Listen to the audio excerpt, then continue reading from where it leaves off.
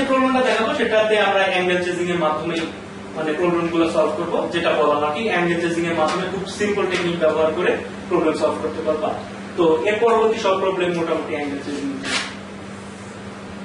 আমরা একটা ত্রিভুজ নেই এবিসি, প্রবলেমটা বলছি, লম্ব আঁকি AH BC এর উপর, সেই লম্বের পাদবিন্দু এখান থেকে আবার একটা লম্ব আঁকি, সেটা হলো HM, আর একটা লম্ব আঁকি AB এর উপরে HN। এখন প্রমাণ করতে হবে আমাদের যে এই ত্রিভুজটা পেলাম AMN, এই ত্রিভুজটা এই ABC ত্রিভুজের সিমিলার।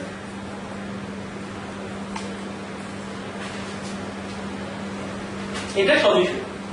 তো সদৃশ প্রমাণ করার সবচেয়ে সহজ উপায় কি? সদৃশ প্রমাণ করার সবচেয়ে সহজ উপায় হলো যে মানে কি কি উপায় আছে সেটা এরকম তিনটা। আমরা মোটামুটি তিনটা টেকনিক জানি, তিনটা টেকনিক আমি বলছি সংক্ষেপে। দুইটা ত্রিভুজ সদৃশ হবে যখন এক তাদের কোণ তিনটা সমান হবে,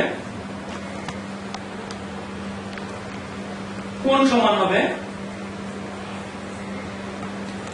তিনটা অ্যাঙ্গেল সমান হবে। আসলে তিনটা অ্যাঙ্গেল লাগে না, কারণ দুইটা অ্যাঙ্গেল হলে থার্ড অ্যাঙ্গেলটা সমান হবে।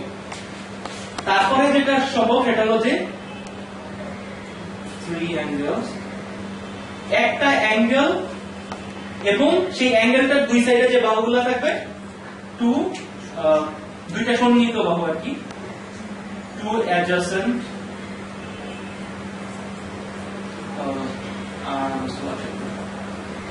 আর তিন নম্বর হলো প্রত্যেকটা বাহুর অনুপাত যখন সমান হবে।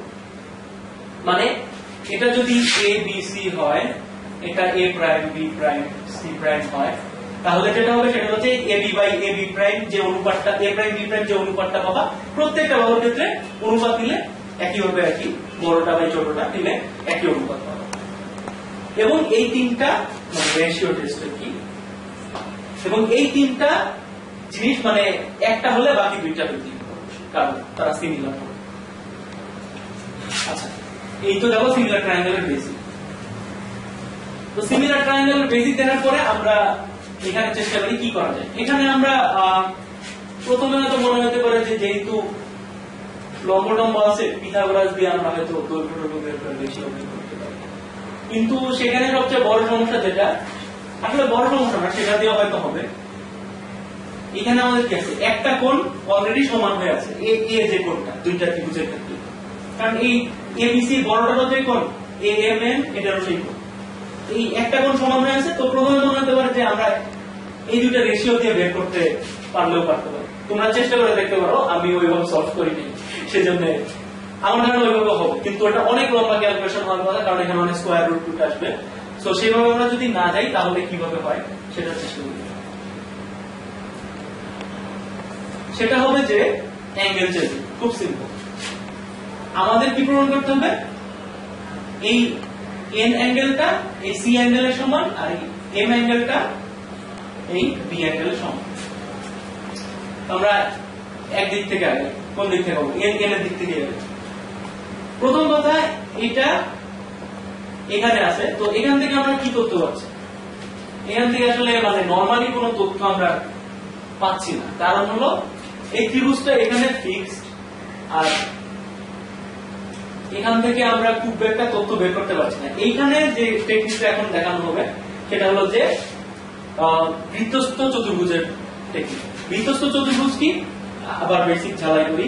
বৃত্তস্থ চতুর্ভুজ হলো ত্রিভুজের কোন চতুর্ভুজ যখন একটা বৃত্তের মধ্যে এরকম অন্তর্লিখিত থাকে, মানে ইনস্ক্রাইব থাকে এবং সার্কেলটা চারপাশে থাকে, তখন এই ত্রিভুজটাকে, এই চতুর্ভুজটাকে বলে বৃত্তস্থ চতুর্ভুজ, বা ইংলিশে বলে সাইক্লিক কোয়াড্রিলেটারাল সংকেত। এইটার বৈশিষ্ট্য কি? এটা সবচেয়ে বড় বৈশিষ্ট্যটা হলো বিপরীত দুইটা কোণের সমষ্টি 180 ডিগ্রি হবে, মানে a প্লাস c সমান 180 ডিগ্রি, b প্লাস d সমান 180 ডিগ্রি। তোমরা এই জিনিসগুলো 9 10 এ সবাই প্রমাণ করে এসেছো এবং জানো যে এটা মানে এটা হলো মানে অলিম্পিয়াড জিওমেট্রিতে সবচেয়ে গুরুত্বপূর্ণ টেকনিক। যদি আমি তিনটার নাম বলি, এটা মনে হয় একটা থাকবে, সাইক্লিক কোয়াড্রিলেটারাল টেকনিক। কারণ এটা পাওয়ার পরে তুমি পুরোপুরি অ্যাঙ্গেল নিয়ে মানে পুরোপুরি তুমি একটা ফ্রিডম পাবা যে অ্যাঙ্গেল গুলা নিয়ে কাজ করতে পারবে। এবং এর ফলে যেটা হয় সেটা হলো যে বৃত্তস্থ চতুর্ভুজের ক্ষেত্রে মানে ইনফ্যাক্ট বৃত্তের মধ্যে সব ক্ষেত্রে যেটা হয় সেটা হলো যে একই বৃত্তস্থ যে কোণ হবে সবগুলা কোণ সমান, মানে একই বৃত্তচাপের উপরে বৃত্তস্থ কোণগুলো সমান। মানে এটা মনে করো XY একটা চাপ আছে, এই চাপের উপর দিয়ে তুমি যতগুলা কোণ আঁকবা এইটা দেখতে মনে হবে যে নরমালি একটা জটিল পিকচারের মধ্যে এই কোণ দেখলে এই কোণের সমান জীবন তোমার মনে হবে না, কিন্তু এটাই হলো মানে এই জন্যই মানে এই প্রবলেম গুলা খুবই জটিল করে ফেলা যায় খুব সহজে, এবং মানে এই জন্য খুব চমৎকার ছোট সলিউশন দেওয়া যায় এগুলো। কারণ এরকম একটা ফিগারের মধ্যে এটা দেখলে মনে হবে এটা জীবনে এটা সমান হবে, কখনোই হবে না। তো এইটা তুমি বুঝতে পারবে না যদি না তুমি এই টেকনিকটা জানো যে একই চাপের উপরে কোণগুলো সমান। এই টেকনিকটা ইউজ করে আমরা এটা সলভ করি।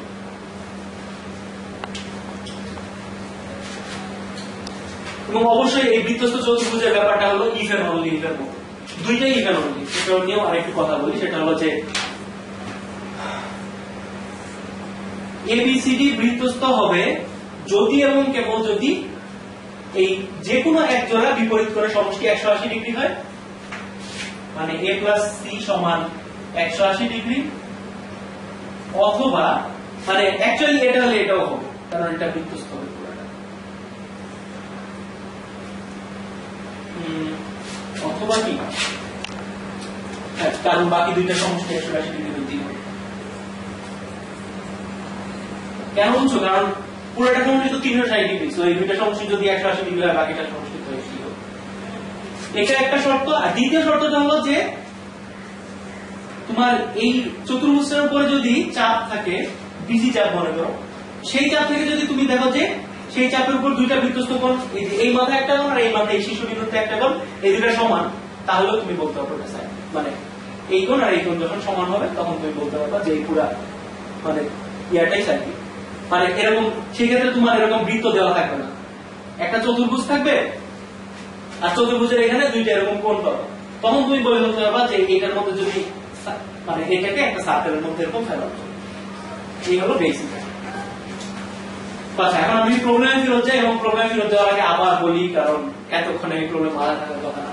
আচ্ছা, এবিসি একটা ত্রিভুজ, আমরা একটা এইচ লম্ব আঁকলাম, এই এইচ লম্ব থেকে এসি এর উপরে আরেকটা লম্ব আঁকলাম এইচএম, আর এবি এর উপরে আরেকটা লম্ব আঁকলাম এইচএম। তখন আমাদের এই নতুন এম এন দুইটা বিন্দু পেলাম, তখন আমাদের যে এ এম এন ত্রিভুজ সেই ত্রিভুজটা এবিসি এর সদৃশ, সিমিলার, এটাই সমান। এখন লক্ষ্য করো এখানে সবচেয়ে মজা মানে সবচেয়ে সহজ বৃত্তস্থ চতুর্ভুজটা তোমাদেরকে দিয়ে দেওয়া হয়েছে, একেবারে ওভিএস। সেটা হলো যে এই বিপরীত দুইটা কোণ 90 ডিগ্রি, সো এটা অবশ্যই দুইটা সমষ্টি 180 ডিগ্রি। এগুলা স্পট করা খুবই সহজ।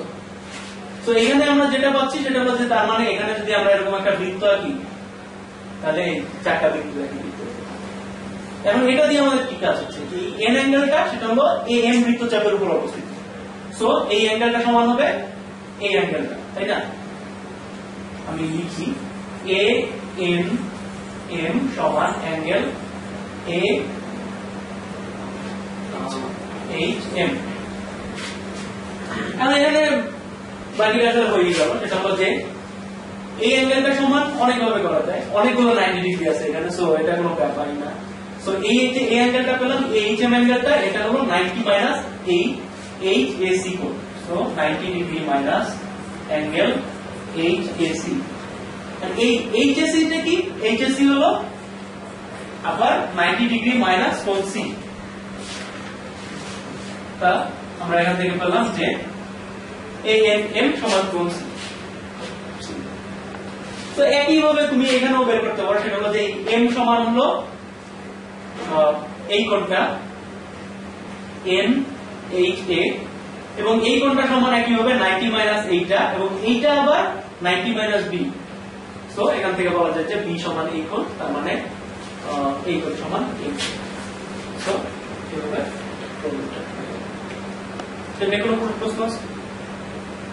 তবে মানে বলে রাখি যে এই টেকনিকটা মানে আবার মানে I can actually stress enough যে এই টেকনিকটা মানে সবচেয়ে গুরুত্বপূর্ণ টেকনিক যদি বলি ম্যাথ অলিম্পিয়াডে, তো সব তার মধ্যে একটা থাকবে, মানে বৃত্তস্থ চতুর্ভুজ।